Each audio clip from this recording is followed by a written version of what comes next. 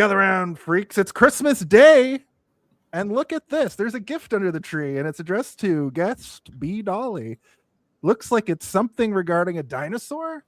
Let's open it up and see what it is on a very special Christmas Day edition of Hey, did you see this one?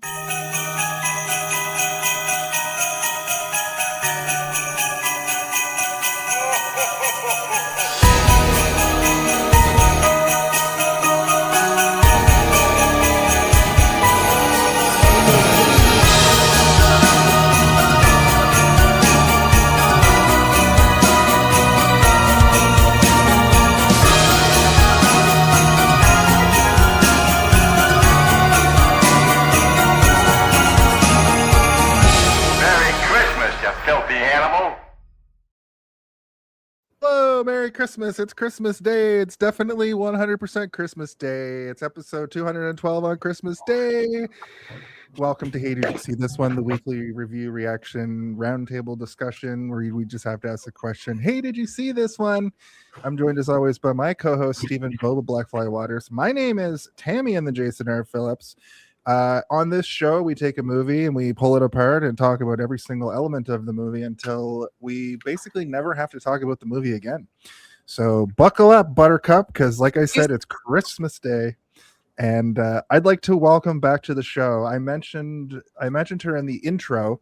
Now, this month is a Christmas month, okay? It's spooky Christmas themed. However, our guest, Bee Dawley, has been asking me for almost as long as they asked me to do Cool as Ice, which we did on Christmas Day last year, to please, can we do Tammy and the T-Rex? We couldn't fit it into any of the themes that we had throughout the year. So I said, guess what, B? For Christmas this year, I'm going to give you the gift on Christmas Day of talking. You are or we are? We are. We are. Sorry. Thank you, Santa. I'm so excited. You know, you say that we'll never have to talk about this movie again, but I will always talk about this movie. Fair enough. This movie is one of my first date movies. They sit through it. They either have the same sense of humor as me or they're really dedicated. Either way, it's going to work out well. I believe you said the same thing about Cool as Ice, which it's like... It's one of mine too, yeah. And The Room. These movies, and The Room, yeah. Both of these movies are great. Would be Holy great. Trinity. The Holy Trinity of bad dialogue. But I could see why it would be a good litmus test to see if somebody that's trying to court you or you're trying to court, like you would gel with them if they can sit through something like this. Because if you sit down with somebody and they're like, can we turn this off? You're going to be like, well, then you don't get my sense of humor. So I get it. I understand. You don't get my sense of humor or you are not dedicated enough to get into my pants. Like, if you're dating me, you have to at least either get my sense of humor or deal with the fact that I will psychologically torture you for the entire duration. Fair. I think it's also this one. I like this movie. It's it's one of those things where I'm like, this is a piece of shit, but I enjoy it. Everybody in the movie is having a good time. There's no actors that seem like they're phoning it in. Everybody's completely committed to the bit. And even like Denise Richards is like fully committing to being traumatized by her boyfriend being put inside of her. She knows what she's in, which I think is very important for a movie like this. She understands, because she's not a bad actor. Like she's pretty good and stuff.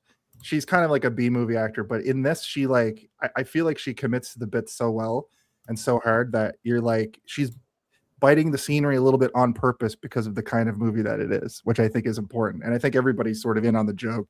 If this was made and everybody thought it was like a serious production, I think that would take away from it. Like if everybody was trying to like not be in on the joke, you know, or be above it. But with that said, thank you for coming back to the show, B. Regardless, Merry Christmas to everybody out there.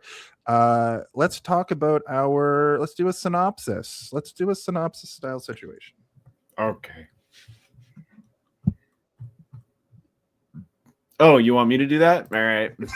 Or do you want me to do it? Sorry, I forgot that I have to play it going. We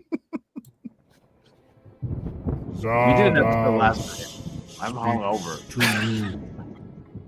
He demands you synopsize this film. Tell him how. why, who, what occurs in this film. Can I do it? Can I do it? I was gonna. Yes. Yes. Merry Christmas. Okay. All right. Okay. All right. So this film stars a young Paul Walker and a young Denise Richards. And essentially what happens is Paul Walker is in love with Denise Richards, who likes him back, but she's got this errant youth of an ex-boyfriend who's very, very jealous. And they get into this like fight on school grounds, which involves a lot of crotch grabbing. And then Paul Walker sneaks into Denise Richards' room, and the youths just kind of like follow him in there. And then the ex-boyfriend beats up Paul Walker and then leaves him for dead in a wildcat sanctuary where he gets mauled by a lion and ends up in a coma. And then a mad scientist and his slutty assistant / girlfriend kidnap Paul Walker and cut his brain out and put it in an animatronic T-Rex that then goes absolutely nuts revenge on all of his bullies and everyone while maintaining a little bit of love with Denise Richards. That sounds Yeah, right to me. I think there's a lot. I love explaining this movie to people. Before they And cut they're his like- brain out, they play around with his wiener. I like that part. Yeah. They do. Yeah. He's got a It's giant donger great, on him. though. That Yes. Paul Walker. They call him the tripod. Okay, well, thank you for that. Let's go into our brief histories with the film. We'll talk about that for a little bit. A brief history. A brief A brief history.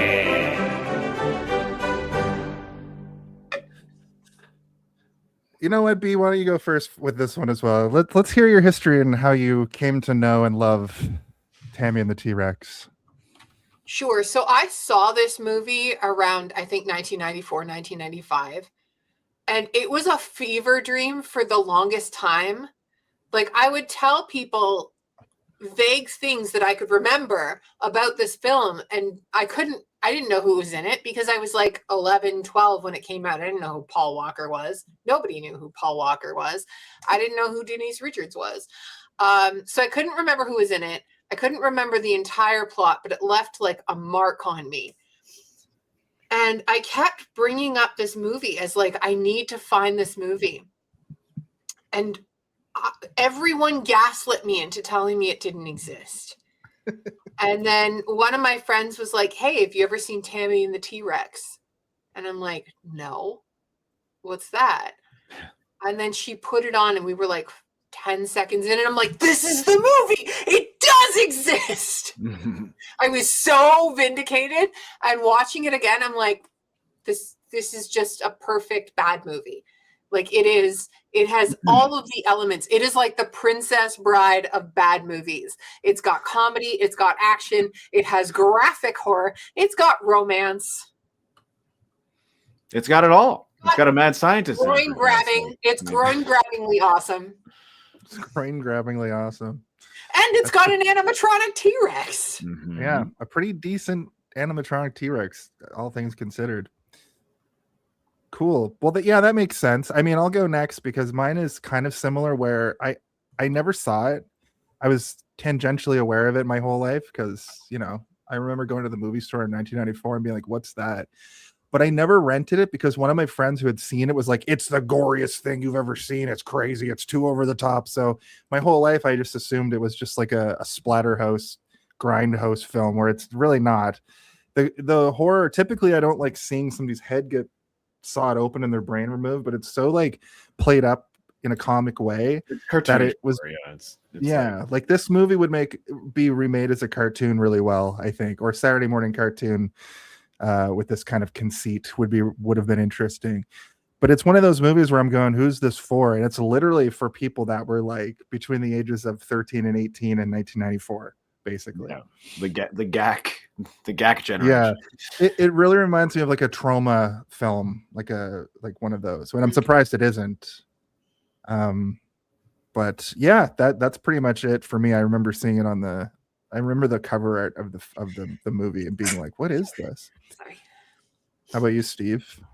Well, the first time I even heard of this movie was, I think I was watching like an episode of Red Letter Media or something, and they were watching it for one of their roundtable review shows, and they all had a really great time watching it. So I was like, maybe I should watch it. And then I watched it by myself, and I was like, I didn't have as much fun as they did. But then I watched it with other people, and I was like, oh, that's the secret sauce. You got to be watching this with people, and you have a grand time. And you know, I think I've only watched it a couple times since I originally heard of it, but there is a video game that came out a couple years ago where this movie is just playing on the television, and you can just watch it in its entirety on the couch in the game. I'm not going to mention the game because the creator's a piece of shit. But, I'll tell you later, B. I'll tell you what it is later. I also watched most of it like through that lens as well. I watched a lot of it just sitting there because I was like, oh, I can do my laundry while playing a video game while watching a movie in the video game. Cool. And that's what I did. But yeah, I don't have like a long labored history of this movie, but I do have sort of a brief history, which is that I heard about it, I watched it, I liked it, and I've watched it a couple times since then. And I just finished watching it again about 25 minutes ago. Right before I joined this call with you guys, I was like, booze in the brain. And then because it was Christmas Eve last night, and you were partying on Christmas Eve, and now it's Christmas Day. And you're we get to put up with this charade again this year. It's 2 p.m. on December 25th. I'm a real Grinch. I'm a real Ebenezer Scrooge. It's episode 212, and last week we did Black Christmas. So I forgot about 2 weeks that. ago. Yeah, 2 weeks ago we watched. Already done that. But that's my brief history. Is that I've seen it a couple times. Awesome. So I'm the person who's seen it the least here. So I had a great time with it. So I'm excited to talk about it. This is, I think, maybe the first time that I've sat and like actually paid attention with my like undivided attention kind of thing. They're watching it. Yeah. I could see this being a movie either in the background at a party, or you just put it on to fall asleep, or you put it on just to like have on in the background, or you're just talking over it and making fun of it, which is exactly usually how I watch it. Yeah. But sitting down and analyzing every frame of the movie was a unique experience, I'm sure. There's a couple of jokes that I don't think I've ever landed with me appropriately this time, where I'm like, oh, I didn't notice that joke the first time because I was doing a weird German scientist impression at my friends while watching the movie. They sneak a lot of little weird, like it's a comedy horror, like at its core. Comedy horror. Go ahead and just say it's a comedy. Comedy. True. Cool. We can talk a little bit about some production stuff. I don't know if there's all right. Quiet on set. Are we rolling? Okay, let's shoot this piece of sound, speed, action. Okay, so the production of this is wild. Yeah, okay. I knew that you would come prepared. Yes. So the whole production, the entire movie was just was made because the director, Stewart Raffill, was approached by a man who owned theaters in South America, and he had an animatronic T-Rex, and he was shipping the T-Rex to the park in Texas. And Raffill said, everything worked. He had it for 2 weeks before it was going to be shipped to Texas, and he came to me and said, we can make a movie with it. I said, what's the story? He said, I don't have a story, but we have to start filming within the month. That's literally exactly what I said this happened to Jason. That's what I said. Yeah. I messaged Jason today. I was like, this movie feels like they just had a dinosaur for a limited amount of time. And they're like, we got to shoot a movie in 2 weeks. That's literally what it was. He had access to a dinosaur, and his friend was like, hey, you want to make a movie with it? And he's like, I'd be stupid not to. Wrote the script in a week. That plays into my theory that they just didn't really know what they were doing, and they were just cobbling together a movie as they went. And then Steven was like, yeah, they were just picking scenes out of a hat, which is also what it feels like. It's what it felt like. This guy made Ice Pirates and Mac and Me. No, now it all made Mac and Me? Oh, man. Gee crazy. Whiz. Sorry, B. So yeah, he straight up said I plagiarized this from several different sources. The script is very thin. I had a week to make a movie with an animatronic an animatronic dinosaur, and I took it. And you know what? Respect to that. You did all right. For having a week to do it, you did all right. I think that might be one of my favorite, like, how it's made stories in film. Yeah. Like, it's definitely far from the worst movie we've ever done on this show before. So good for him. Good for him. I have absolutely nothing to add beyond speculation. You said $1 million budget? Yeah.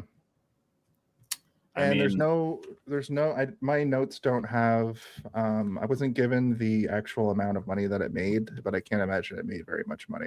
I can't find that either. So maybe it did. But it's worth noting that it is a cult classic. Like, it came back into the lexicon at some point, and people regard this as like a fun cult classic. Like, I could see you throwing this on in a theater, a small theater, and having people go to a midnight showing, and it just doing gangbusters, like sell out the theater with this kind of thing. So yeah, let's see if a real Grease too. Cool. Yeah, I don't have anything else to add about production for this one, but I'm glad that my theory was almost entirely accurate.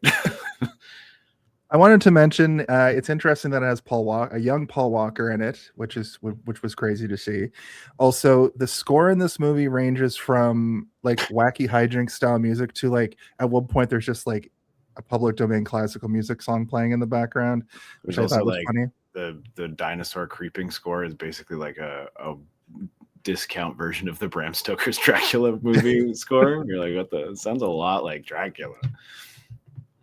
And also the cinematography of the movie is fine, but I really thought it was funny how they do the POV of the dinosaur, but it's clearly just somebody with a camera going like this, like just doing weird like little zoom ins. Yeah. They don't really differentiate or put a filter on it or have, like, a HUD or anything for the dinosaur, and you have to kind of know what's happening to understand that it is from the dinosaur's point of view. Because at first I was like, why did the camera style just change at this point when he's first looking around? And I was like, oh, it's supposed to be his POV as he wakes up. So I thought that was you can't funny. ask why with this movie. No. Like, why does the dinosaur's arms like length change come out the side so of the often? Yeah. Like, why can an animatronic dinosaur cry tears? Dial a phone and also check for the coin in the coin deposit slot.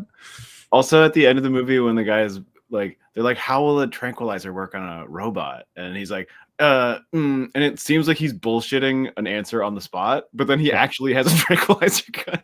You're like, oh, I guess he wasn't making that up. It was all the truth. Yeah, it's wonderfully stupid. Yeah.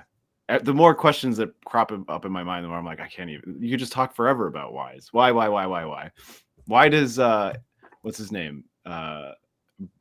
Byron have a different outfit like every second. Every scene. He appears off one side. He's a stylish guy. I know. He's got layers on. He just rips off one and has the another one underneath. For this being made in 1994. And him being not only the token black guy, but also the token gay guy. Mm-hmm. They were really nice to him. All of the characters that we're meant to care about were very nice to him, and the bullies were not homophobic, except for the two shitty police officers who, like, every time there's one, you're like, shut up. But I mean, it was a stupid joke too. What I liked about that is that they gave that shitty offensive dialogue to like boomer crappy characters that like only boomers would laugh at, that kind of stuff, kind of thing. So it made sense. It was basically just what real life is like, not only in the 90s but today. It was the most realistic thing about the movie. Absolutely. Yeah. It was surprising. The movie of this era usually pokes a lot more fun at people who are different, and this movie didn't necessarily go out of its way to do that, which I found heartwarming. It made me feel nice. Fantastic. That's all I have to say. Do you have any more production notes, B, or do you want to go into the body of the episode and we'll break this thing apart? Go into the body of the episode. I mean, there are a couple of bodies of the episode. There's Denise Richards. There's the slutty nurse. There's Paul Walker's crop top. on this. There's IMDb, Paul Walker's literal body. Yeah, his dancing wiener. On the IMDb, it's literally just a bunch of pictures of Denise Richards from that ending sequence where she's dancing around in white lingerie, and I'm like, everybody back up, because here comes the body of the episode.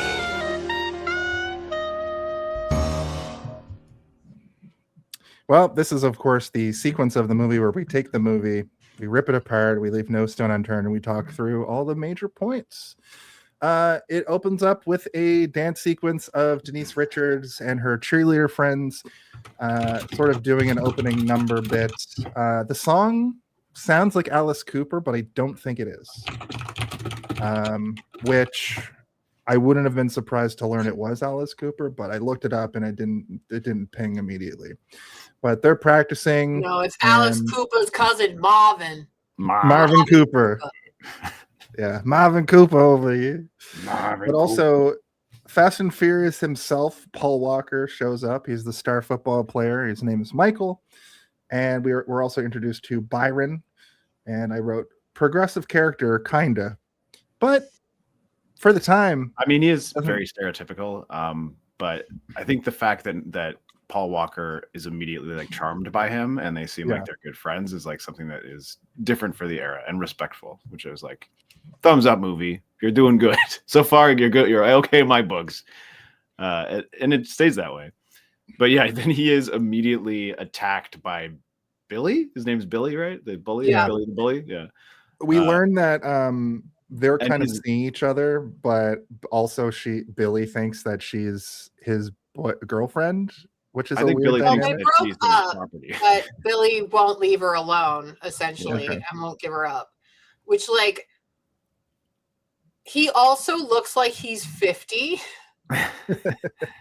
He and his friends look like they just got off the Fury Road. And they act like it too. Like they are trying to murder him. And they want to see blood. All of his gang of road warriors are just screaming for blood. Interesting that Sean Whalen is one of his right-hand men and one of his probably first roles. Sean Whalen, character actor from all of times. He's been in everything. It was really funny to see that guy. Yeah. And honestly, they have never named a character so aptly as naming him Weasel. Yeah. Yeah. Is this Weasel? I think so. Damn. I'm looking at his credits now. Yeah, this is pretty early on in his world of acting.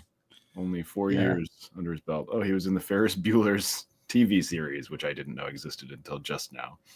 I had forgot. I knew that existed at one point and forgot, but yeah. That's He's in Batman Returns. Remember, he's like the paper boy. Yeah. I forgot about that. Cool.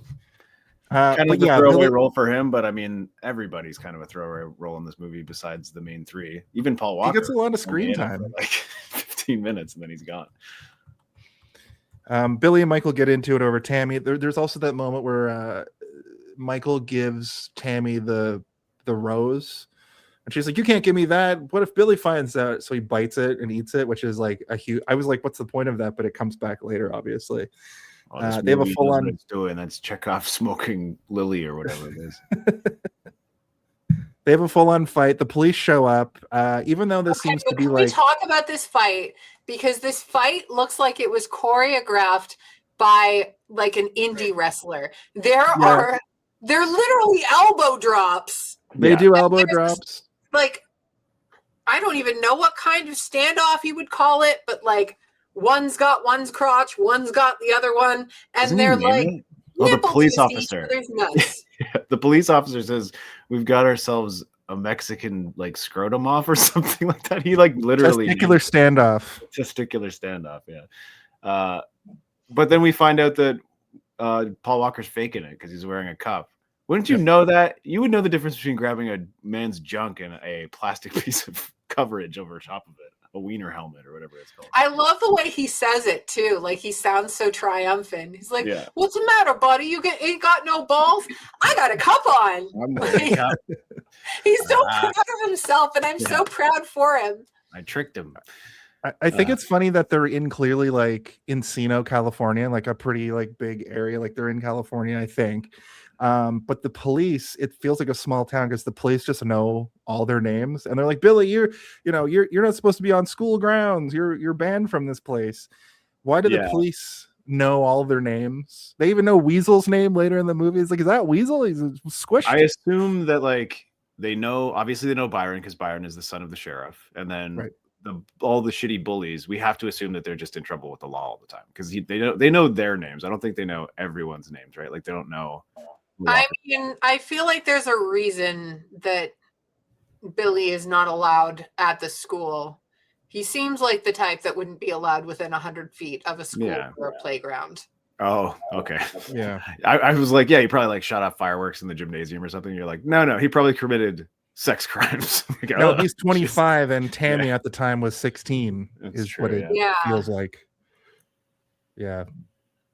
And also when Tammy runs away after Michael's like, what are you talking about? And she runs away yelling, leave me alone. She's so over the top. Leave me alone. Which I thought was really good. And that's kind of like the tone of this movie. Later in the movie, when every time she tells the T-Rex that she loves it, it gets increasingly more insane. Yeah. Yes. The movie is fucking crazy. Anyway, from here, what happens? I can't remember. We go over to the doctor and Helga. They've got some sort of animatronic dinosaur. It's the craziest like hard cut to like the most genre shifting thing you've ever seen in your life, where it's like high school, and then all of a sudden it's like foggy warehouse with a giant robotic dinosaur and people in lab coats like laughing maniacally about taking over the world or whatever the fuck they're talking about throughout this. Oh man. So my theory was that they were gonna like get hit by lightning. The movie did not prepare me for how the dinosaur actually becomes sentient. I thought it was gonna be like a brain switch thing, but like more of a mind meld. Oh, like a Freaky Friday. Yeah, I was not prepared for what happens in this movie. You didn't think he was gonna literally put his brain inside of it? But he doesn't even literally put his brain inside of him. Spoilers. He puts it in a jar of goo and jams a bunch of electrodes into it.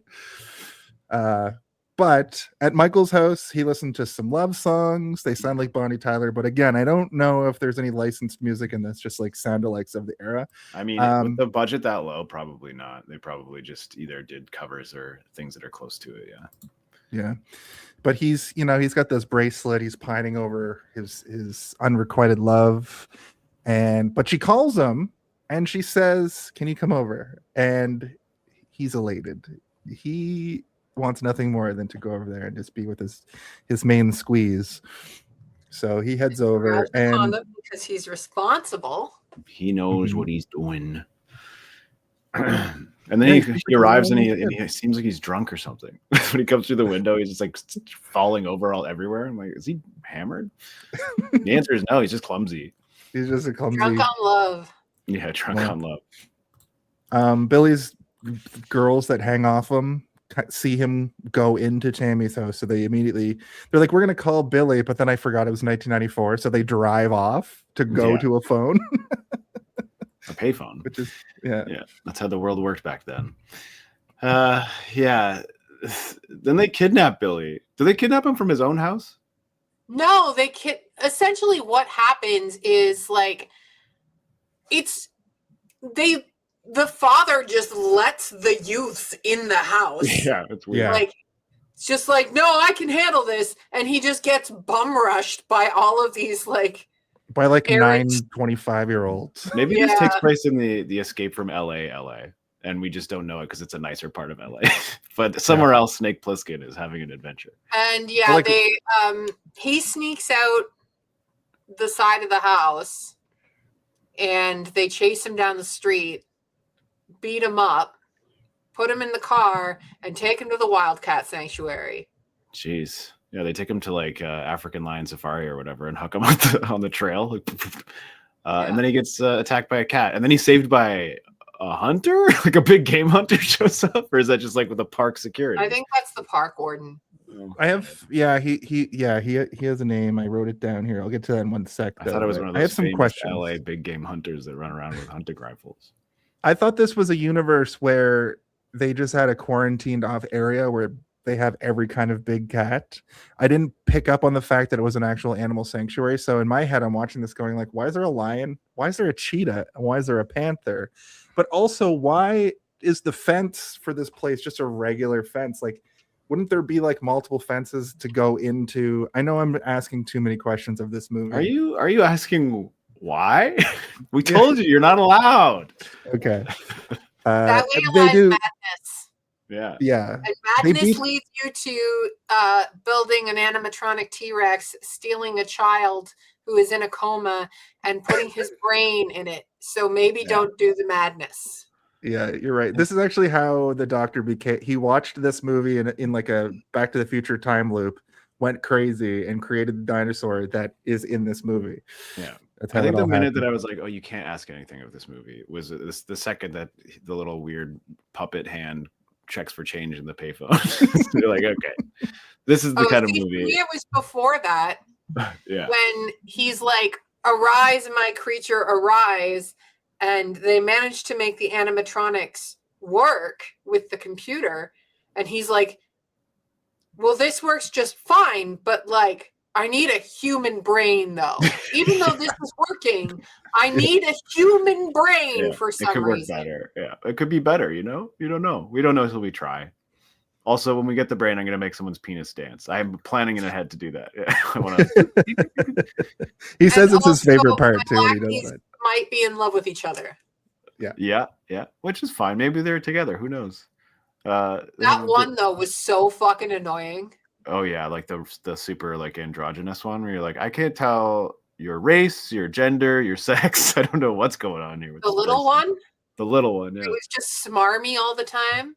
Yeah, and like can't be as good as my computer, man. And he kept doing crazy laughs where I'm like, is he supposed to be insane as well? But then you're like, oh no, he's mimicking the other doctor, I think. But really it's not made clear. And you never find out because by the time that your brain is trying to process it, he gets his head bit off. Like, yeah. Never mind. He kind of had a bit of the like Andy Milonakis disease where it looks like he wasn't fully formed as a man also. Jesus. Yeah. He had that like making assumptions about this person. Adult child boy. Yeah, he looked like a 45-year-old, 12-year-old. Yeah. But the big game warden shows up, or the game warden shows up, and I thought he was going to be more of a character, but he shows up for 9 seconds, shoots off a gun. Takes him to the hospital, yeah. And then we're just at the hospital, and Byron and Tammy show up. I like when they go up to the counter. The person behind the counter, first of all, is the most stereotypical hospital receptionist I've ever seen, and I always love those characters. But did you notice the guy that like walks into frame in the background with like 3 bullet wounds in his chest and he just dies? I don't think it would be impossible to miss him because he's screaming and she says, "Just a minute." Yeah. And he collapses on the floor. You see that guy, and then you see another guy who has like crazy like bandaged hands being led down the hallway. I wanted them to go down the hall and just see like tons and tons of like really fucked up people because it was really feeding into my like, is this the Escape from LA? I want to see some more really fucked up people in this hospital, but we didn't get many, unfortunately. They find Paul Walker, he's unconscious, and then the scientists arrive because they hear of this, I guess, or they're just there to find anybody, or is it specifically called in? I can't remember how this. They were looking called for in by a doctor who works there. Oh, yeah. Right. The guy who's like, we've got something perfect for you or whatever. I love the fact that he comes in wearing a turtleneck, a lab coat, and just smoking a cigarette hanging out of his mouth. He doesn't even take the cigarette out of his mouth to talk. Yes. All good. All of it. Excellent.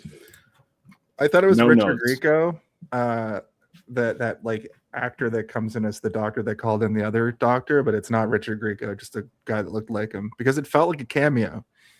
And Richard Grieco would have been in stuff at this time, but it wasn't him. They just looked very similar. Also, I wanted to ask you guys about the fact that Paul Walker got mauled by a lion, but his face is just perfect.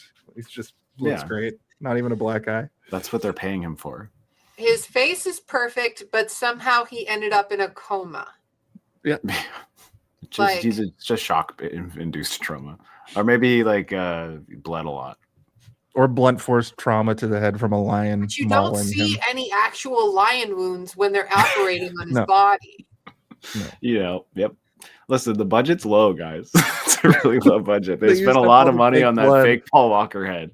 Yeah, exactly. They used all the budget on the fake blood for when the heads get pulled off, and those weird scenes of the dinosaur running through the countryside. You know? Oh my where it's God, just, with the little almost like stop motion. Yeah, stop motion, like little pitter patter of the feet. yeah. His little tippy tappies. I love him. The guy who He's a plays great dino. Dr. What's his name? Dr. Weschenstein or something like that. Yeah. It's something German. Yeah, he's been in so much, and he's still working to this day. Dr. Wackenstein, because he's so whack. Terry Kiser. Yeah, I recognized him immediately, and it looks like he's just he's Bernie. He's Bernie from Weekend at Bernie's. Oh. That's where I recognized him from. I've never seen Weekend at Bernie's, but well, let me tell you, maybe this year I don't do animated movies. I do Weekend at Bernie's 1 and 2. Oh God, you do movies where people are pretending corpses are alive. Yeah, there's 2 of them. Wasn't there that Swiss Army Man or whatever? You could do that. Oh yeah, I guess Swiss Army Man is kind of like that. I love that movie. It's the most heartwarming movie about a bloated, farty corpse ever made. I think you're right. Yeah. There's probably more movies like that we could find if we do some digging. There's Uncle Bob. 10 minutes and I will have a full list. Yeah, that's the Bee we know. The Bee that has a list of just the worst movies that she loves, and we love her for it. But Uncle Bob is there. Byron takes his flask and drinks from it, which I actually got a pretty hearty chuckle out of. This is also where there's a joke that I never noticed the first time. Where like when they first get there, Byron's like, "Do I recognize you? Have you been in movies?" And then Dr. Wackenstein says like, "You didn't see those ones. You haven't seen those movies," which is I think implying that she's in pornography, but because he's gay, he wouldn't have watched that type of pornography. And I never noticed that joke before, and I was like, solid, good, solid gold. You know what, though? I'm glad to know that there is life after porn. Yeah, and that as a professional naked person, when I am done with taking my clothes off, I can go be a slutty assistant to a mad scientist. You know, I've always dreamed of that as well. So I'm glad that it's open to all types of people.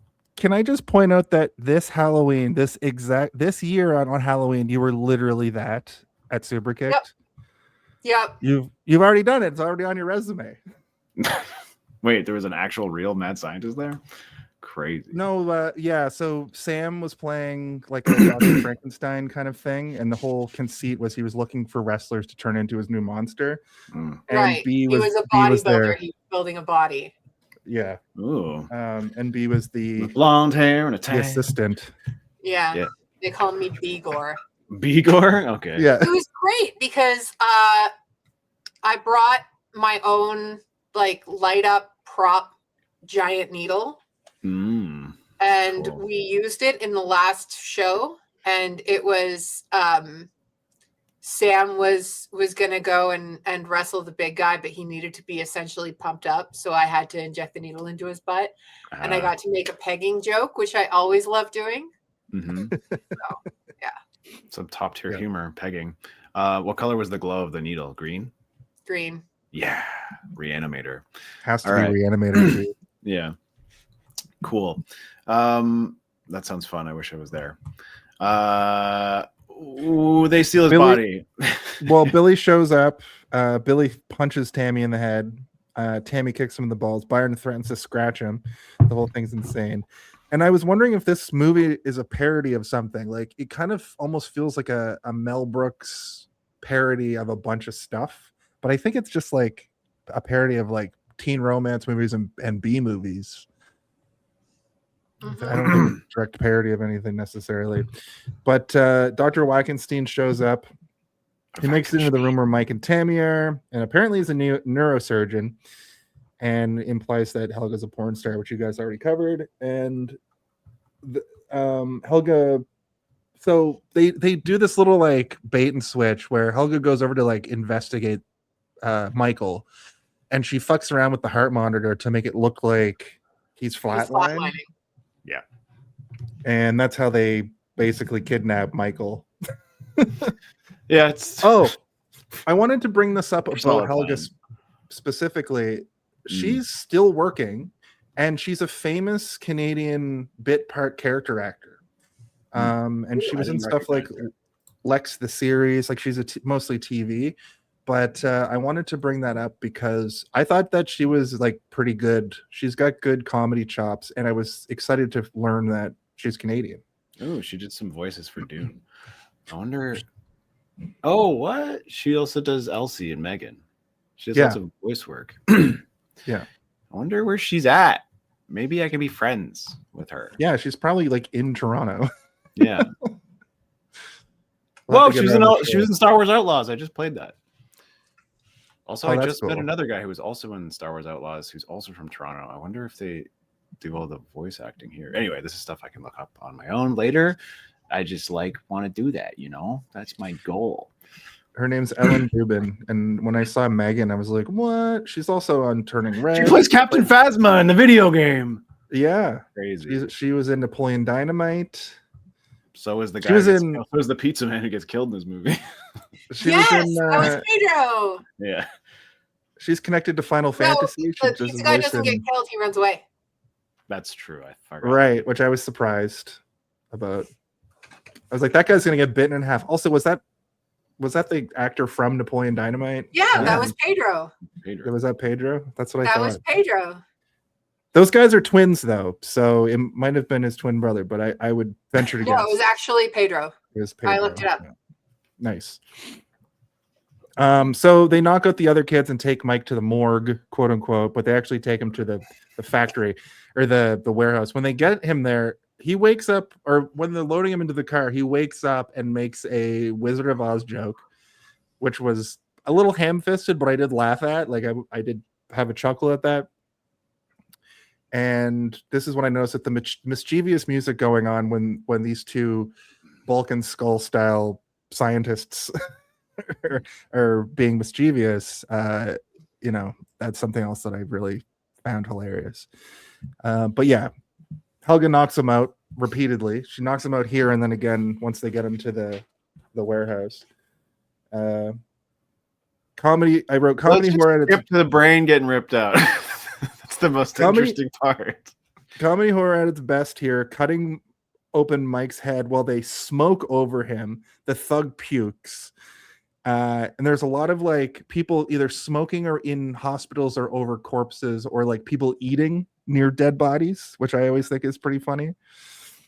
Yeah, I don't think that it's like you're not supposed to eat around dead bodies. I think the implication for that joke in movies is that these people are so desensitized to corpses that they're willing to just eat around them. And it's not like a thing that bothers them, right?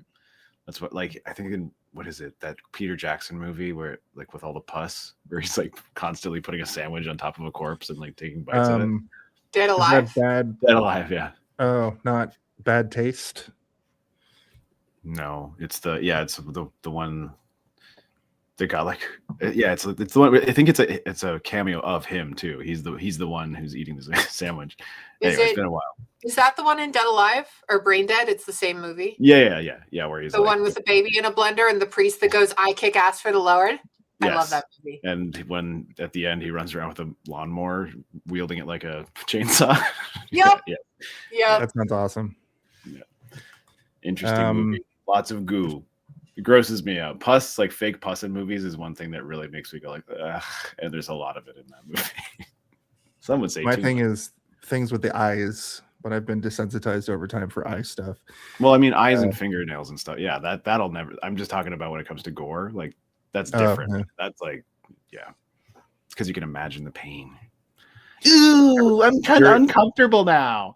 You got the empathy. I wrote, this is gross as hell. Haha. Not the boner joke because he's prodding his open brain and, making his arm move, making his leg move.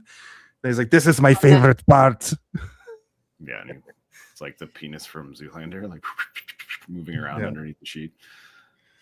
Also, Helga's like turned on by everything all the time. But at this point, you can see her take the bloody scalpel and she's like, kind of biting the like blade part of it, and I was like, there's more than one moment in this movie where she's into that. She's just eating blood.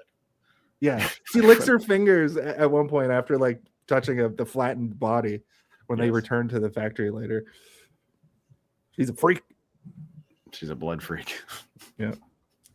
But the way that they mind meld in this is they put the brain in like this like green goo and plug diodes into it, and I guess that transfers the thoughts over to the dinosaur's computer parts. Right. Via Wi-Fi or something. Wi-Fi wouldn't have existed for another 20 years at this point. But are you questioning the logic of this movie again, Jason? No, I'm sorry. There should be a buzzer every time I question the logic of this movie.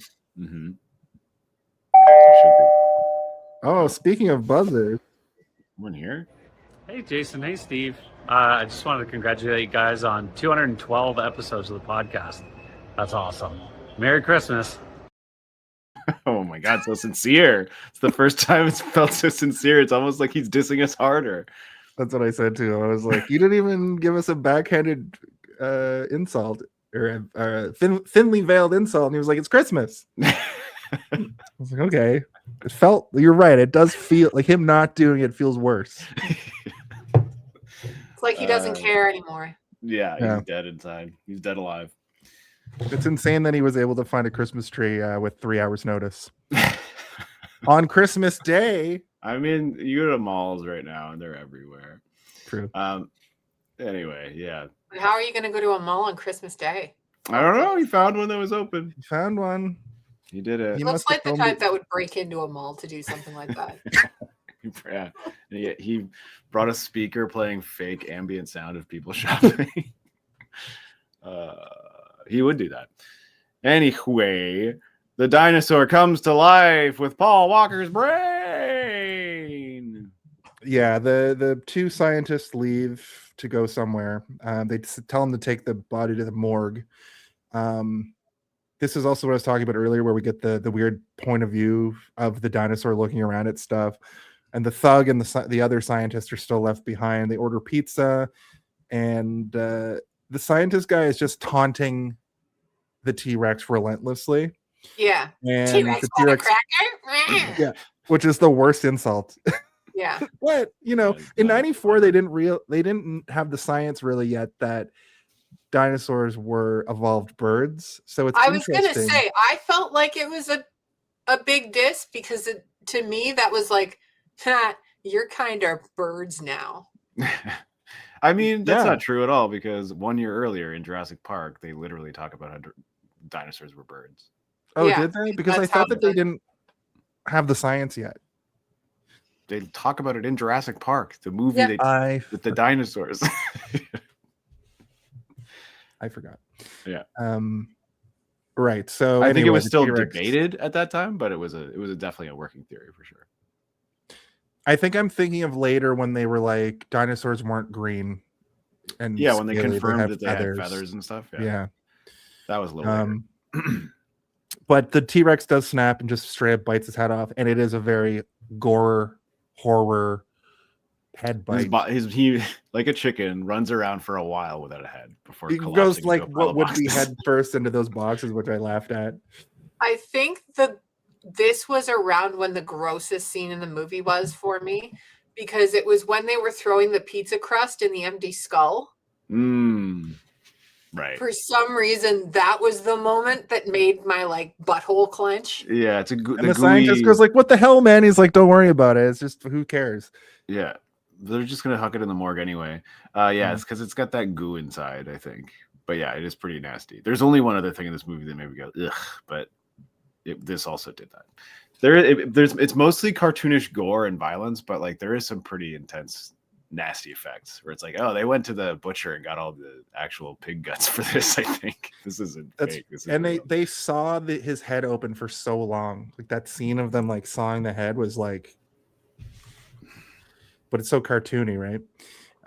I also like the choice to make the dinosaur pick up a mirror and look in the mirror. Yeah, like the Joker. Like the Joker. Yeah. No mirror. Mirror. Yep. It's good stuff. The hands are the funniest thing in the movie. Like the dinosaur hands are so funny. Because there's clearly just a hand inside of it. It's just a hand doing going like like a, this. oh my god, when he's picking shit out of his teeth and stuff.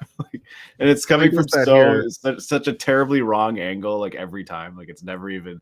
I'm sure that they tried and it's like, this is the best we can do, guys. Like we cannot T-Rex's from this arms are like- angle, we can't do anything else. Yeah. All right, put the dino glove on. But because it was 1994, naturally the thug comes back in and tries to karate fight the T-Rex. Yep. He tries to Chuck Norris him. Yep. But he just gets kicked through a wall and then stepped on, which was a cool effect. They did a thing where like he was clearly like halfway under, so his real face was there while he was getting stepped on for the first part of it. But then they step on his head and it just pancakes. Yeah. There's quite a few flattenings in this movie. Yeah. Well, he's got two moves: head bite and flatten. That's and true, swipe. Yeah. And swipe. Yeah, he does one swipe. He also swipes with his foot, not with his hand. And we know that those hands can go wherever he wants. Yeah. He picks up Byron at one point and dusts off his shoulder. It would have been funny if they had a moment because they make the movie, they realize it's ridiculous. They should have been just had a throwaway line like, "Oh, his arms are retractable; they can pretty much go wherever." But I guess it's funnier that it's true that it is a robot. He could go gadget his arms anywhere, but it's funnier that it's so cartoonish that just they cut the hand side. Coming in from the side. Yeah. So he goes out. He makes a phone call to Tammy because of course he does. There's the old lady there who's like, she freaks out.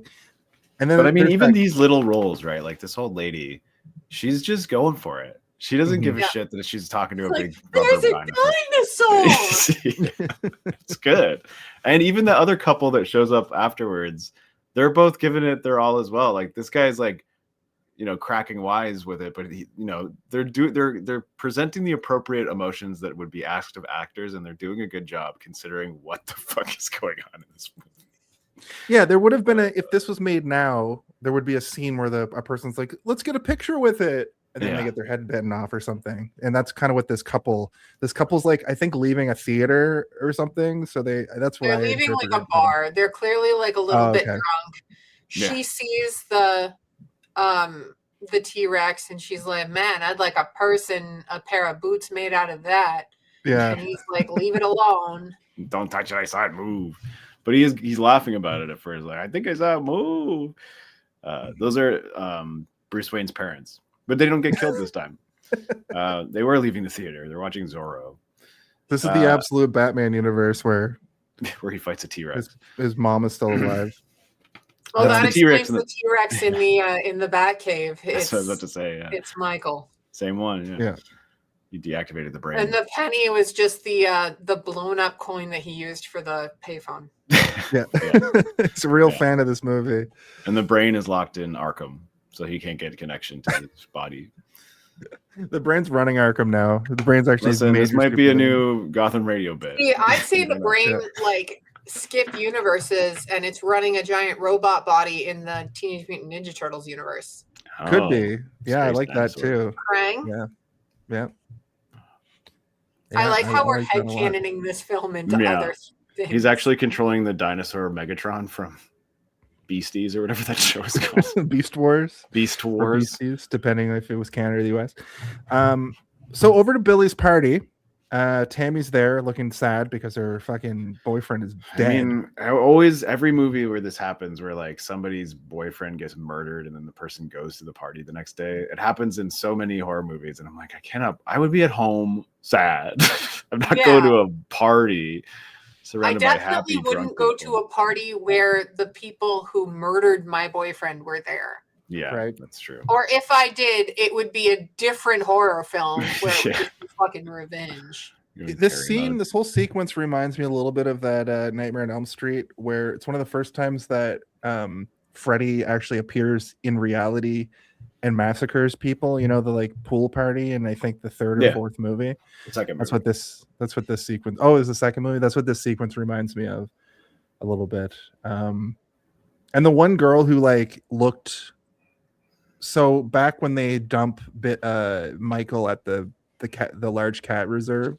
There's one girl who looks kind of like we shouldn't Sounds be so doing crazy. Everything is so crazy in this movie. It's a new sentence every time we talk about this I movie. need to go get a tissue. I'll be right back. Continue. Cool. But she comes over and she's kind of apologetic and Yeah, she's but like, Tammy's "I'm like, really you sorry." killed Michael. Like, what are you talking about? You can't just apologize for murder. Because it wasn't an accident. They're like, it was just. She's like, it was an accident. It's like, no, you beat the shit out of this guy, left him for dead, and then he got mauled by several cats. Are you questioning the logic of this movie again? Sure. And there's just random bad dance sequences, which every 90s movie has to have. I won't question that. Oh, yeah. There's the one girl random, grinding so hard. Guy in the military helmet. Yeah. It's his 60s biker helmet. That's also a World War II helmet. I told you guys this movie takes place in Escape from LA. He's just having fun. He's taking some time off from riding his flaming motorcycle or whatever, and he's just chilling by the pool. Yeah. And then I think my favorite part was like Billy, after doing all that, was like, "Why are you being a bitch to me?" It's like, yep. You killed my boyfriend, asshole. You killed somebody. I didn't do it. The cats did it. And the cats didn't even do it. He just died later. Yeah. Or didn't die, and he was in a coma, and some weird scientist from a different movie came and took his brain out of his head. Imagine Billy did say that. Just predict the whole movie. Yeah. But here Billy comes goes and has sex in his car with that woman who's also blood hungry or whatever. The one who was screaming. Oh my god, that sex scene is so fucking funny because he's pounding her and he's pounding her, and he keeps repeating, "I'm good, right? I'm good, right?" Because she's screaming because she sees the dinosaur, and he thinks he's fucking getting it. And he's like, "Oh yeah, I'm good, right?" Like, aren't I good? But it also sounds like he needs the confirmation. Like he needs he needs to be validated.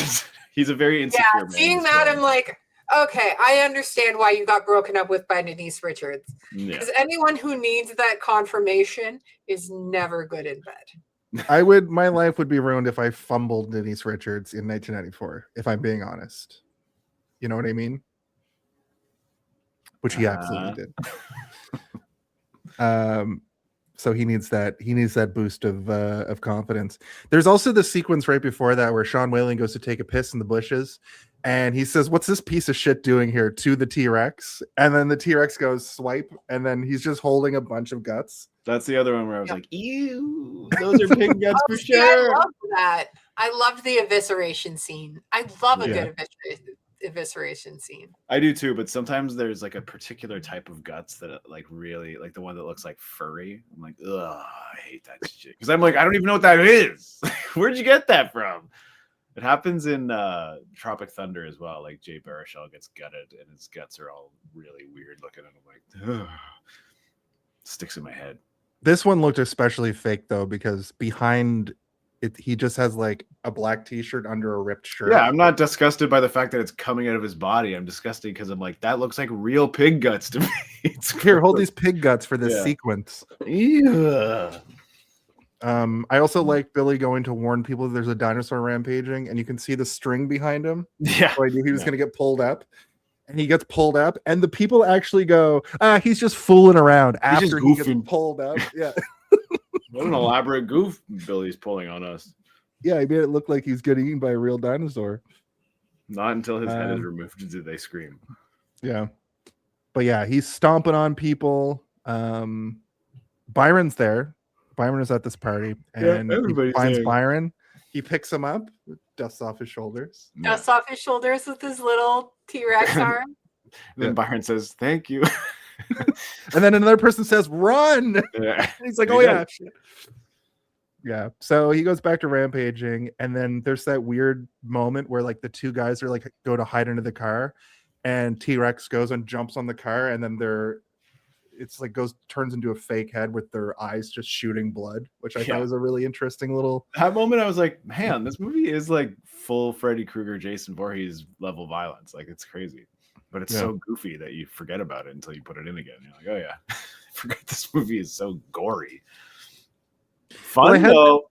I had a bit of a visceral reaction to Paul Walker's head getting cut at first, because they first do the scalpel, and I was like, oh no, are they gonna saw his skull? But then when they show it, it's so fake and bad, and clearly like the top is already cut. So And it's I immediately went, oh, it's cartoon violence. it's I'm also fine. fake Paul Walker. Like it's so Yeah. waxy looking. You're like, oh, there we go. They've swapped him out. We will no longer see a real Paul Walker for the rest of this movie. And I was right. Even when they open his coffin, he's only been dead for a couple of days, and he's already been worked over by the already maggots completely and rats. decomposed. Yeah. Yeah, which we'll talk about that in a minute here. But the cops show up, they find T-Rex's handiwork, and these police guys are so fucking gross. This is that scene that you were talking about earlier, but what he says is, my partner here was downright squeamish until we went hunting, and I taught him how to cut out the guts of a deer. And I was like, oh man. So that's how you become desensitized to stuff like that? I don't know if everybody does. Sometimes it just traumatizes you. Yeah, this guy did. I mean, I have been desensitized to like movie gore over the last 10 years pretty substantially. I can handle most. Yeah, but some people think that movie gore translates to you'll be okay with real gore, which is not true. I've never seen a dead body. So my dad had like a pretty major surgery like not too long ago, and like I love watching gory movies. I have my whole life, and me and my family watched The Walking Dead together for years when it first came out. But my mom decided me to show me a picture of my dad like with a fresh like huge wound, and I was like, why the fuck do you think I want to see this? Like I don't. It's horrifying to me. My mom's like, you like gore? I'm like, no, I don't. Not like really. Movie gore, mom. You psychopath. See, I think it's neat. So, and that's the thing is, other people do. My dad was a hunter, so I came home to dead deer in the trees, and it does desensitize you. I also was a teenager in the early days of the internet with Rotten.com. Me too. So we used to go look up the most horrible things we possibly could on the internet when we were in high school. Yeah, and I lost a lot of friends that way because they would send me emails of really disturbing things that would probably get you put in jail now. Like most of that stuff would get you put on a list now. You have to go to the dark web. I'm sure I'm on several federal watch lists for my search history. Anyway, the internet was wild when we were kids. I'm having flashbacks. So there was a scene earlier where like there's the bartender and the drunk redhead who's talking to him, and Byron's talking to them as well, and she's like, back off, he's mine. He calls himself like the caveman or something. Anyway, they find those two people now underneath the overturned bar, and she tries to tell them that there's a dinosaur, but they're like, the police are like, what are you talking about? And then Byron confirms it, and then we find out that Byron is actually the son of the police sheriff. I guess he's like the chief, but he's like he's the sheriff. Yeah, he's the sheriff. Yeah, the sheriff of Encino, California, because you know how that. I mean, I assume it's a small town outside of Escape from LA somewhere. Yeah, but we know it's in California because when the Escape from Pasadena. We know it's in California because when the dinosaur is approaching Denise Richards' house and her whole room is shaking, she's unfazed. So she's really used to earthquakes. Yeah. But yeah, Byron verifies it. This is where they make that really bad random the one gay joke in the movie, which is like you said, it's just dumb boomer humor. Not the one, but it's the first one that these dildos make. Yeah. But yeah, he tells them.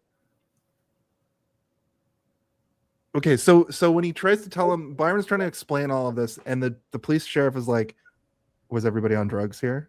So he automatically goes, I don't know, Dad. And then he still says, I want everybody tested for drugs, including the corpses. Yeah. But after all that's said and done, we go over to the dock, and Helga, they find the T-Rex's handiwork back at the warehouse. And he's basically like, I don't care about any of this. The rich capitalists are going to love this. They're going to make so much money. We're going to have people, I think he says this later, but he really wants to make it so people can just put their brains in robots. or animals. Westworld, everybody. Yeah, So that nobody has to die. exactly. Immortality, and also their concern is being immortalized in the eyes of science or whatever. Like people are going to remember what we did here today forever. Honestly, if instead of dying, I could get my brain put in an animatronic T-Rex, I 100% would. Maybe. I don't know about a T-Rex, but maybe a house cat. I would want to be a T-Rex. Okay, fine.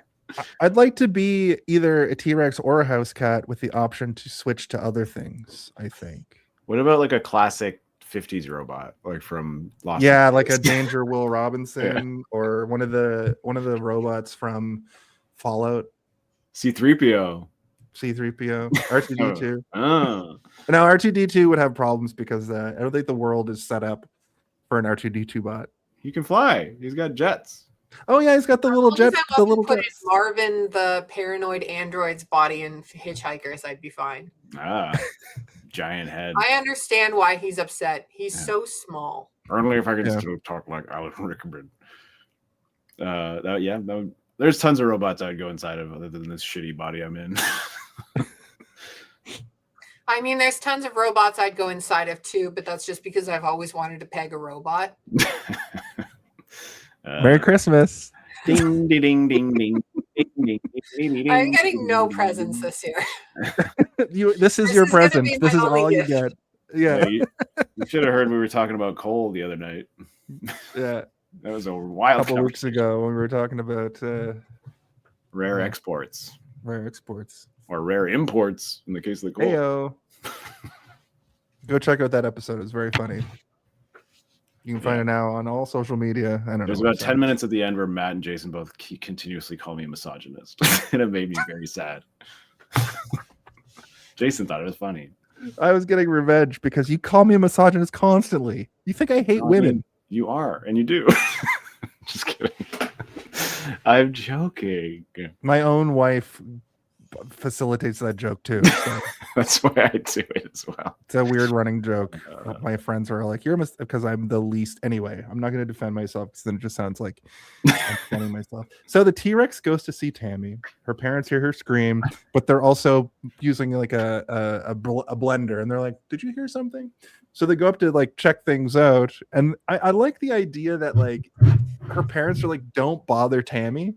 I want to know more about what this dynamic between her and her parents are, that she's like a princess in a tower. Don't just leave her alone. But that's when we also see like her room shake because the dinosaur shows up. Oh my God, a spider. And they come into the room. Her room is fully turned over. So is the implication here that the T-Rex went into the room and grabbed her? Or like, I couldn't even figure this out. But what we find out is when the police come, she tells her parents she thought she saw a meteor crash into the field out back, and she was just going to investigate the meteor, which I thought was also really funny. They live in the post-apocalypse, Jason. Meteors fall all the time. Don't you know anything? I do now. But T-Rex ends up taking her to a barn. He gives her the flower.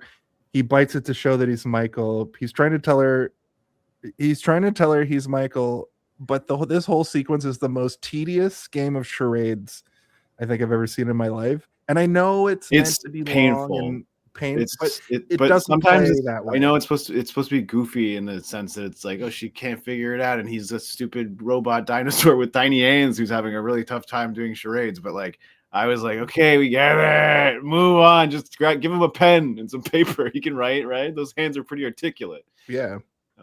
Anyway, it was a lot, but she figures it out eventually. And then there's this wide shot of her. She's up on like hay bales, and they show the full dinosaur, and she's like smooth. I thought that was a really funny shot of just a full-size T-Rex with a little tiny lady kissing the dinosaur up, like lifted up. Yeah. I liked how they hinted that she and dinosaur Michael definitely smashed. They definitely could be multiple times. Like there is much subtext that they smashed. Like even later when the mad scientist see her and is like, do you think she knows where he is or she's seen him? And the other mad scientist is like, look at the way she's walking. Of course she's seen him. Oh my god. Wouldn't a dinosaur have a cloaca though? I don't know what dinosaur dicks are all about. Maybe he fingered her with his With his super hands. Yeah, they're articulate. They're extendable. Multiple points of articulation. I don't know. Maybe the tongue. Maybe the tongue. Oh yeah, I guess he does have a massive tongue. He does. He does have a massive tongue. But we know that she doesn't like big wieners. There's a joke later where she's like, "No, that's too big. I don't like that dong." I've got some questions about that. We'll talk about that in a minute when we get to it. But sorry, I jumped ahead. This is when this is the meteor thing that I was just talking about. So she was just investigating the field out back. This is when I was like, there are parts of this movie that feel like they are made up as they go along. Mm-hmm. It feels like a lot of dialogue is improvised. You mean not the entire movie? Yeah, the whole thing is improvised. The movie is improvised. The first what it feels like. I think a big chunk of it, like, legitimately was. I think that's actually. You know, when you hear stories about when you hear stories about how, like, when they were filming The Hobbit, sometimes Peter Jackson would come in and he'd be like, I wrote 13 new pages last night for the script, and then they would just have to do it on the day. It's like that, except it's Tammy and the T-Rex. The only thing that wasn't improvised was the animatronic robot that they had access to and needed to film every single day. But even that, the hands were doing a lot of improvisation. Yeah. The robot hands or the T-Rex hands. So Sheriff and Byron have a little fight. Basically, the sheriff is like, you got to get out of here, man. And when she leaves, Tammy basically explains the situation. And then the next sequence is the funeral for Michael, which is also just cuts to these extras that are somehow bad at acting as extras. And Tammy can see the T-Rex in the bushes. It's a giant 9-foot tall T-Rex that nobody else seems to notice, which I thought was really funny. And she pokes Byron. She's like, look, he's here. Which is a great thing because that's a trope. The person who's not actually dead showing up to their own funeral happens every time this sort of thing happens. I thought that was a good kind of play on that. Yeah. And Uncle Bob gives the eulogy, and it's pretty heartfelt. He's basically like, everybody knows I'm just a drunk, but seeing Michael be the star quarterback, he was kind of the light of my life, and he gave me hope. And I actually thought that was kind of sad because this character is a throwaway comic relief, parody of drunks. Yep. But for him to give this eulogy, we never see him again after this moment. Yeah. Well, we see him a few minutes later where he's just like wasted again up against the sobered up tombstone in the background. Yeah. And then they go and they're like, we got to check to see if it's really him. So where we see that he is not looking great. No, the corpse is in rough shape. Fully decomposed somehow in one day. Doc and Helga show up. They plan to this is when they talk about giving people robot bodies in the future. Tammy and Byron check the body. T-Rex shows up. Doc grabs Tammy and takes her. She manages to fight them off. They push them in. This is a real like slapstick moment where they're just kind of like clawing at each other and throwing each other into the grave, which I thought was funny. And they plan to go get Michael another body, so they head to the morgue to look for a body. Yeah, they go through the morgue and they're like, too old, penis is too big. Then he brings up one guy and Byron's like, I hope this isn't a race thing because he like gets thinking a black guy. And then he brings another guy and it's like he doesn't like any of the corpses, it seems. And they don't. And then Byron brings up a girl, a woman. He goes like this. Tammy is like, absolutely not. Yeah, I don't want a girl. And like that. Michael's like, I wonder what it would be like to have my own boobs, though. Yeah, he does think that. You can tell. I wish that there was some internal monologue with this dinosaur because there's a lot of vacant looks that you get. Why not give him a couple of lines of ADR, just being like, oh, God, you know what though? I kind of like that. Yeah, like I like that everything is done through like mime, because it's so fucking funny. So goofy. Like when they're driving Goofy, yeah. the dinosaur in the truck and you just see the dinosaur's head peeking over like a dog in the back seat. Yeah. I It's agree. fun. Because I was like, I wonder if it's even going to be moving back there, but it is. The mouth is moving and there's sounds coming out of it. I'm like, okay, this thing is. They milked this dinosaur for every penny that it was worth. $1 million worth of pennies, and it's great. It's The dinosaur was great. $900,000, and the rest of the movie was basically nothing. They probably paid Denise Richards $4,000 to be in this, and she was like, "Yeah, hell yeah, I'm a." This last part of this up-and-coming movie actor. is basically just like location, location, location. Like they just keep moving from location to location. The cops show up, and then the scientists show up. Then the cops show up, then the scientists show up, and then they just move to a new location. I think is that this it? was all filmed like within 25. Hold on, where is it here? All of the locations were within 25 minutes of Stewart Raffill's house. There was a large fire that took place during the shoot, and as a result, smoke can be seen in some shots. Oh, interesting. I didn't notice any smoke.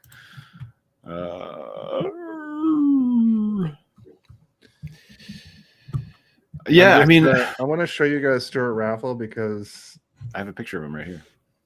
do you have? Can you put it up? He looks kind of like Tom Clancy. He looks a little bit like Dusty Rhodes. Or not Tom Clancy, Clancy Brown. Yeah, Clancy Brown, not Tom Clancy. Tom Clancy is different. Anyway, no, I can't put up the picture. Who cares? He's a white man with white hair. yeah. But Kind he's of looks also like wearing. a this time. He wears aviators in a lot of the pictures, and I was like, "Is this Dusty Rhodes making this movie?" So the police show up. They leave with the dinosaur, but Doc and Helga escape as well. Oh yeah, sorry. They capture Doc and Helga and tie them up, and So they tape all them tied. leave. They leave them in the car when they're in the morgue, and then when they leave, they untie themselves. Yeah, and there's that stupid line where it's Helga, chew my rope, and then she does the thing where she just She goes, ooh, Yeah. auga. yeah, it's a blow. And then he makes a weird noise like she actually is performing on him. You're like, oh, what's going on? performing on him. Maybe they've got a rope chewing fetish. Don't kink shame. That's true. Don't kink shame. Everybody's got their thing. So They the cops look are like they have a lot of things. They do. yeah. One of which is having sex with corpses. They say it multiple times. Oh God. They're definitely that couple in the bar that's like, we liked your vibe. We saw you from across the room, except Yeah. they do that at the morgue. Talking to the corpses. We liked your vibe, Mr. Corpse. That's Ooh. extremely funny. B. Looks like it has the perfect amount of rigor mortis. Just let that marinate for a moment because Jesus Christ is Can the you day that is imagine him sitting in the cuck chair in the fucking funeral home while she's riding the corpse on the Oh my I didn't God. want to imagine that, and now I am. Popping. So Yes. Slower. It's definitely her doing the riding. He gives me such cuck chair vibes. Yeah, he's probably impotent. yeah, he's literally Bernie from Weekend at Bernie's. So. Yeah. Like he plays a corpse. Maybe Well, which he is in- creating a corpse. Yeah, In that movie, during the party, the girlfriend finds him laying on the beach dead, his girlfriend, and has sex with him. So it Yeah, tracks. I remember that. Yeah. And then they used a similar joke in Clerks. Yep. They sure did. How many blowjobs? 37 in a row? In a row? No. So the cops are in pursuit of the kids and the dinosaur. They go through an orchard. And they're stopped by a river, and T-Rex gets knocked off by a tree. And there was a funny little joke here where Denise Richards goes, "He's bleeding," and Byron's like, "He's a robot. He's mechanical. He can't bleed." He is very funny, that character. He's got a lot of good, like, what the fuck moment. Like He's everything's us. happening. He keeps being like, what the hell's going on here? He's the audience insert. Yeah. I mean, like, what is any of this? But Byron gets arrested trying to stop the cops. and then Tammy and the dinosaur ride into the literal sunset 20 minutes before the movie ends. They arrest Byron. Byron gets arrested twice in the last like 15 minutes of this movie. So there was a bit of this was confusing to me because it kind of just cuts to Byron on a bicycle dressed like a cyclist, like a stereotypical cyclist you would think of. In behind him, there's like a cop coming, so I thought it was going to be a whole thing, but I don't think that. I think that's inconsequential because he gets to the barn. They didn't have time, Jason. That cop just showed up by accident. Yeah, they're like, just film it. Who cares? That was that was just an actual unpaid cop. extra. Yeah, but he rolls up to the barn, and do you think they got permits for this shit for filming in this movie? No, absolutely it was not. guerrilla style. Byron catches up with them there, and he basically reveals to them that they're like, I thought that we were safe and we got away. Like, no, the whole world is looking for you because there's an animatronic dinosaur that has killed like 5 to 10 people. Yeah. Like, I know he's pissed that they killed him, but he did go on a killing spree. He's killed a lot of people. I mean, to be fair, if I was put into the body of a dinosaur after my enemies killed me, the first thing I would do is kill them back. That's true, especially if it was a robotic dinosaur that was indestructible. Yep. Kill you back. Like, tag, motherfucker, you're it. It is dead. You are dead.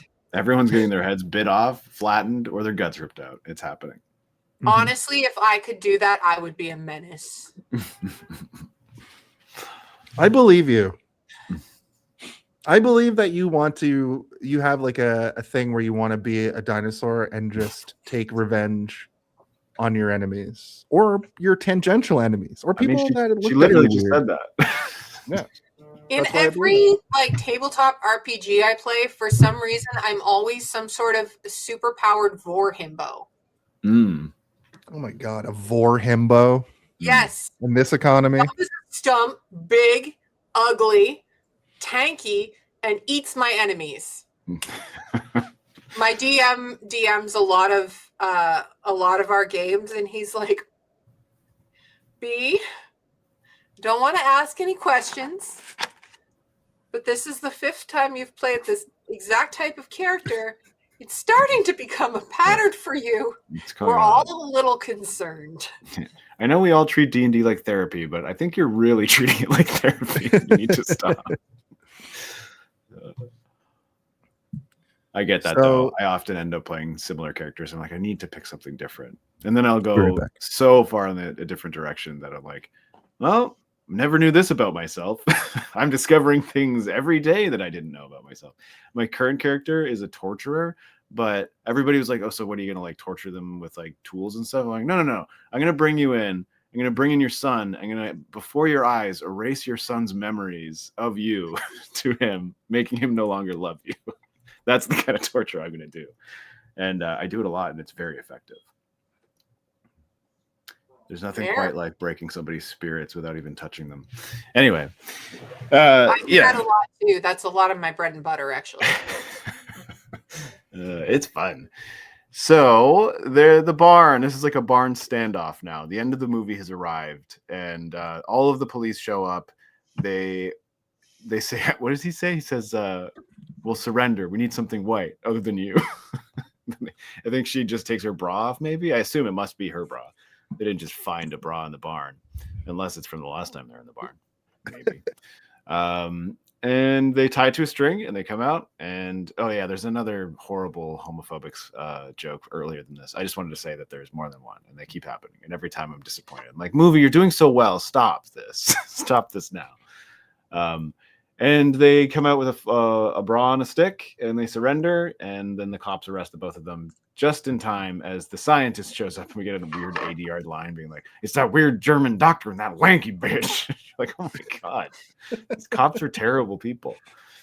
But then there's this great moment where he's got the tranquilizer gun, and Byron's like, how are you going to tranquilize a mechanical robot? And he just starts ranting about crystals, just sort of rambles. No, we talked about this earlier, but it's like, you think that he's making it up on the spot, but then it just turns out that he actually has a tranquilizer gun, and maybe all the stuff he was talking about in terms of crystals was true.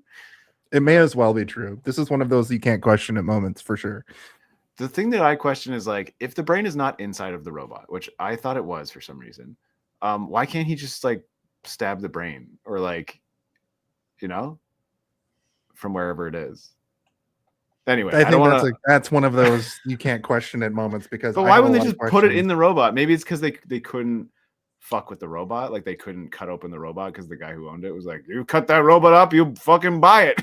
True. Like, okay, we'll just make it in this room. It wouldn't make the last scene of the movie make any sense either, because what ends up happening here is the doctor goes in with his tranq gun and he misses. He shoots like a stuffed deer in the head by accident. He shoots a bird. I think John Woo showed up for a second because a dove flies into the scene and he shoots it. He does not reload his gun, and he pays the price because his guts get ripped out a second later. He eats the doctor. I thought what was going to happen is the doctor gets eaten, and they're like, he's the only person that knows the science, so we can't get the brain out of the body, and that's too much thought for this movie. But then the cops just immediately all open fire on this T-Rex, and I'm still going, it's a fucking robot. But they take down the T-Rex, and everybody's sad. Like immediately after, everybody's like, oh, we shouldn't have done that.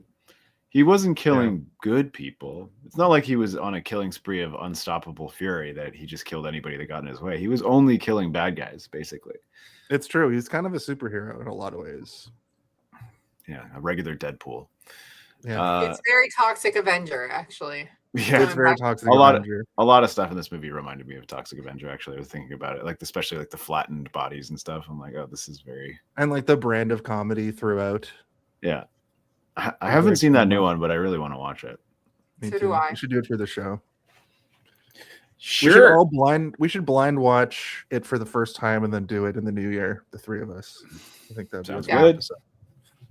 But yeah, later on, Tammy's at home. So this movie just smash cuts after they're all sad. I'm like, the credits should roll here or whatever, but it smash cuts to Tammy. She's happy. She's getting home. The parents are even like, why is she so happy? Like her boyfriend's dead. But it turns out she's took that brain in a jar and she's hooked it up to like a camcorder, and her computer is what it seemed like. And the eyes of Paul Walker are the camera, but also there's like a voice box. He's talking to her, and now perfectly replicating his voice as well. Should have been like a shitty robot voice, like, yes, hello, baby. Tammy. Yeah.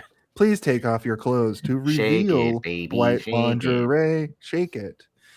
But I guess that's their dynamic now. He waits around all day for her to come home from school, and then she just puts on a Motley Crue style music video lingerie set and dances around, and then he just fucking explodes. This would be a torturous life to, I think, most people. Just being it's very Black Mirror, sitting there waiting for people to come entertain you. Yeah. But she got him a therapist. That's true. True. Get me a body though, lady. I need a body. At least hook me up to a USB to like an Xbox so I can play some Xbox or something. Right. Sitting there all day. At least plug a Nintendo into me. Mm-hmm.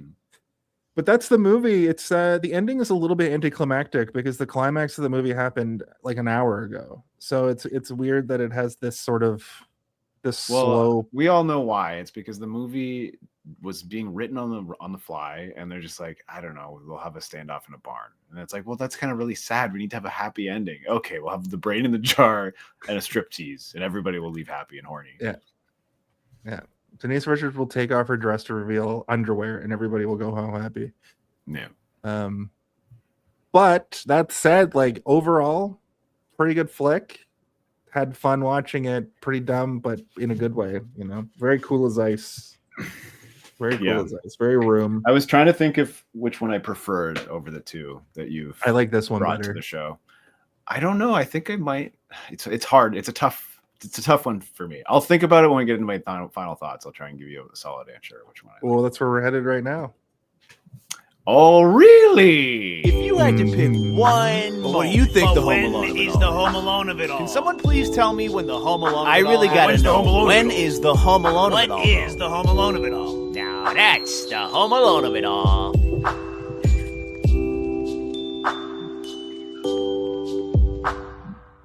The one episode a year where the song choice of that intro makes sense. Makes absolute sense. Well, it's a whole month this month, technically. But the Home Alone of it all is, of course, the idea that in the movie Home Alone, The part we're all there to see is when Kevin McAllister slaps down the blueprint and he creates the nightmare maze dungeon for the burglars. And we've sort of posited over the years that every movie kind of has a sequence or a favorite part that you're there to see. B, you've been here, you know about this. I've explained it to you now 7 times. Could you give us your home alone of it all, but also your final thoughts on the film and a rating? So the floor is yours. Sure. So I think the home alone of it all really starts when the T-Rex gets to the party and the carnage just starts. Because I think that's what we're all there to see, is just good old-fashioned revenge gore done by an angry teenage T-Rex. My final thoughts, I mean, I love this movie. I have been begging you guys to do this forever. I really appreciate you doing this for me. I love this film. I think, it needs to be higher on the cult classics list than it is. Because like I said, it is the Princess Bride of bad movies. Like it's got everything and it's so much fun. And it's those moments where you're like, that's Paul Walker. That's Denise Richards. That's a T-Rex. And none of it makes sense. And it's just the best. It's the best time. And I don't think there's a single person that I've shown this one to that hasn't legitimately had fun watching it, even if they don't like bad movies. All in all, I'd say this is groin-grabbingly fun, and I would give Tammy and the Teenage T-Rex 5 out of 5 tiny, retractable robot T-Rex arms. Awesome. Very good. Very good.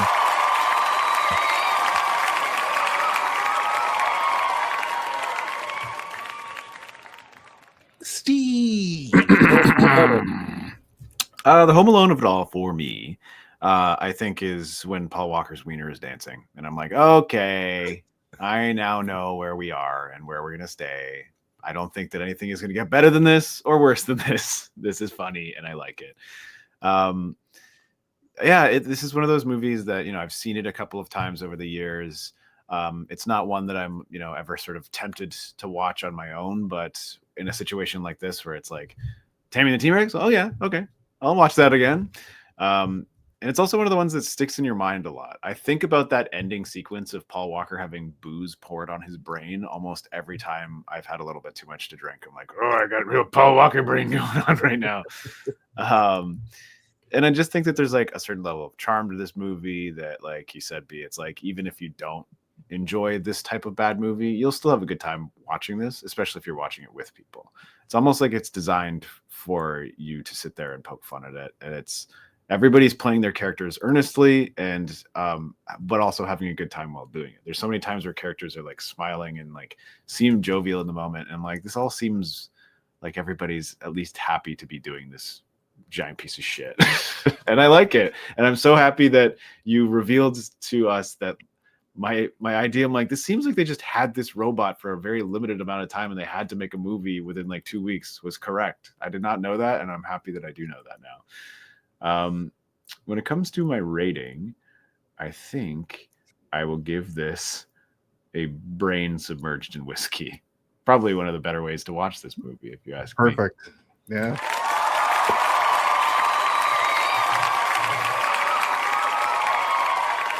And I did say that I was going to try and tell you which one I prefer, this or Cool as Ice. I think that Cool as Ice inches out slightly ahead of this movie in terms of enjoyability for me. But I think it's just because I'd never seen it before and it was so strange and odd, and it breaks almost every rule of filmmaking. It shouldn't work at all, but it still does.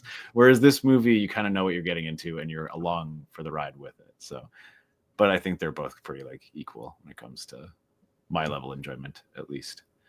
Yeah. Yeah.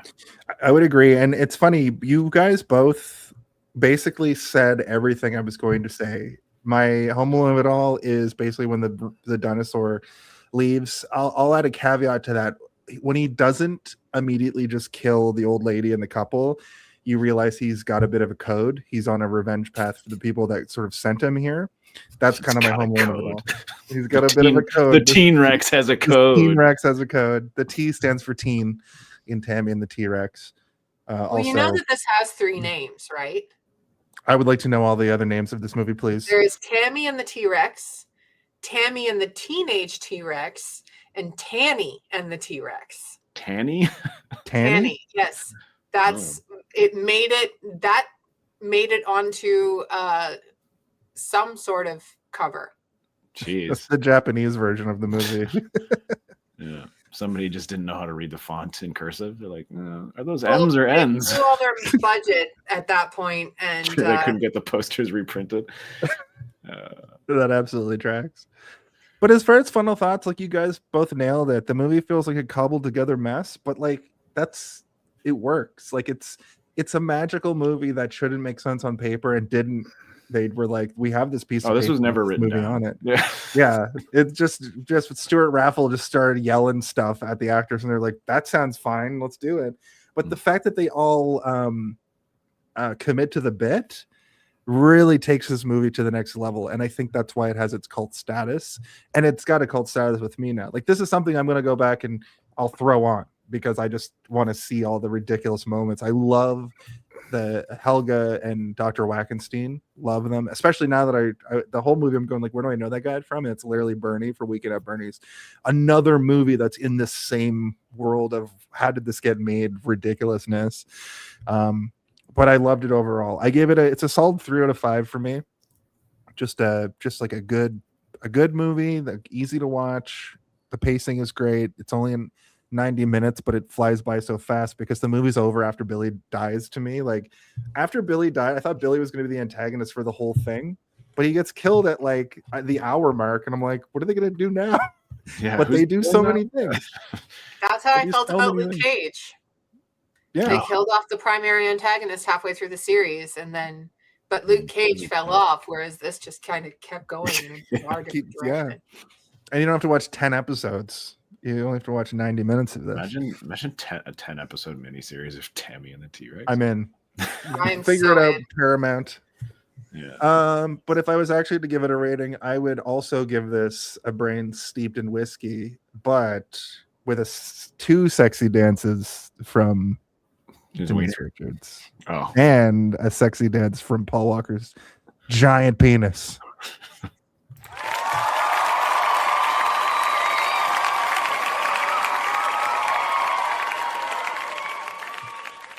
But before we get out of here in a record time, apparently, we have to talk about our plugs. All right, let me just plug this in right here and...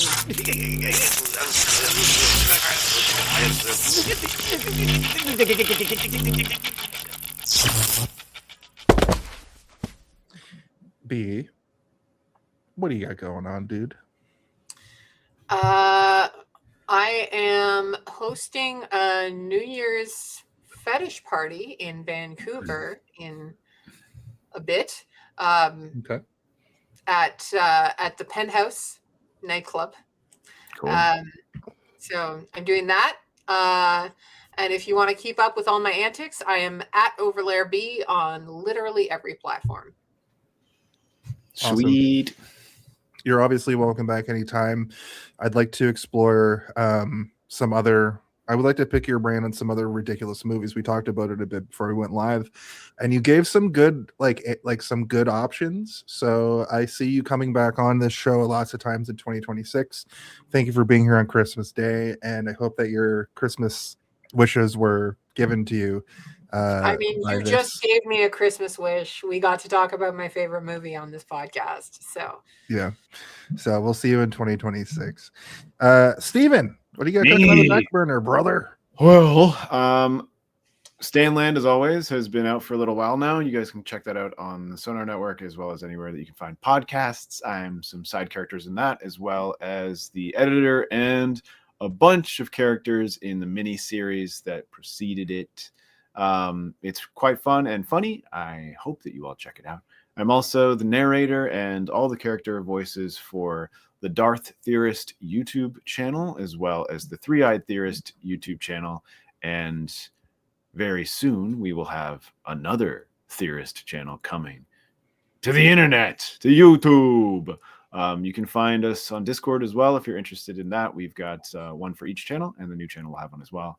But also, I'm currently doing some cleanup on an 11-episode miniseries called Randy that will be re-released on the Sonar Network and probably everywhere else as well very soon. It might even already be out by the time we're recording this. I'm not sure yet, but it's a self-produced audio memoir of a 30-something man from Maryland found by Mike Sachs as CDs at a garage sale and being broadcast now for the first time. Oh, that's cool. As is. And I've been going through and doing some cleanup and some re-recording of some stuff for it. This was recorded a while ago, so we're just editing some of the jokes and tightening some things up, but going through them, it's been really enjoyable for me so far. It's actually quite funny, so I recommend everybody check it out. It is Randy with an exclamation point at the end. Awesome. You of course are welcome back every week. We hope to see you lots in 2026. Am I? I'm welcome. Just kidding. We couldn't do it if it wasn't for you. Merry Christmas and thank you for the great year that we had. We really, I think, stepped up our game this year. So I appreciate you as a co-host, and it's been great, the stuff that we've been able to do this year. As for myself, last week Super Kicked had the 10th anniversary. 2 weeks ago Super Kicked had the 10th anniversary. You can find that on YouTube. Also, I am the announcer for Super Kicked here in Toronto. We have a great year coming up. My quote-unquote contract has been renewed. I'll be the announcer for Super Kicked here in Toronto at the Great Hall and at Super Kicked Studios, depending on how things go. Also, you can find this show each and every week right here on YouTube, Twitch, Facebook. Those are our primary places to find the video format, but we are also on Spotify. The show typically goes up after we go live on the Saturday, and the video on demand version goes up on Sunday, typically, depending on how lazy I feel. We also have merch. So it's a little too late now. It's Christmas Day, so you could have bought this stuff for your loved ones previously, but you can get t-shirts of all of our. I'm going to keep the bid up. This guy is committed to the bid. He's more committed to Byron. Even it's called kayfabe. But you can get Corporal Tunnel. All these illustrated by our very own Stephen Boba Blackfly Waters. We got Corporal Tunnel Syndrome. We got the Howie Mandela Effect. I don't know if you want this on a shirt. It's pretty bright, but you do want it. You can also get the original 4 Grimoire Familiar Killers. We're coming at you with some brand new killers in the new year. I'll give you a spoiler right now. It's going to be Alien. The Xenomorph is coming. We have the Eldritch Millennial you can get on a shirt. Once again, Steven drew himself as an Eldritch horror, which I think is great. We have Kill Aid from our Grimoire series. That's the idea that he smashes through windows and doors, and it's always great. And of course, Twinker Bell, a fan favorite, which you can get on a shirt or a mug if you go to Redbubble or TeePublic. We also have this picture of Santa because it is Christmas. Don't forget. Picture of Mark Twain. Don't worry about who's played by him. It has nothing to do with our guest. But with that said, there's one question that needs to be asked each and every week. And B, you know the drill. Hey, did you see this one?